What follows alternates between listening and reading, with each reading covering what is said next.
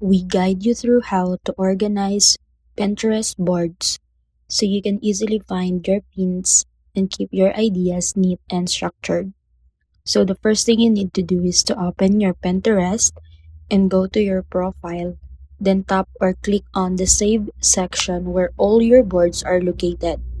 Start by reviewing your current boards and identify which ones needs better grouping or renaming.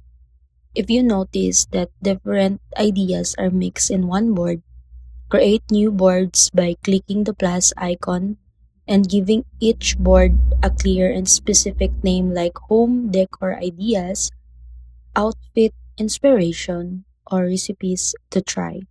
Next, move your pins into the correct boards by opening the pin, selecting the edit or move option, and choosing the most relevant board. You can also create board sections inside a board to make things even more organized. For example, inside a home decor board, you can add sections like living room, bedroom, and kitchen.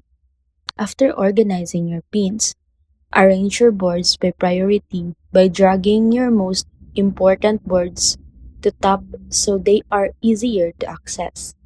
And finally, update your board covers and descriptions to make them visually clear and easy to understand, which helps you quickly recognize what each board contains.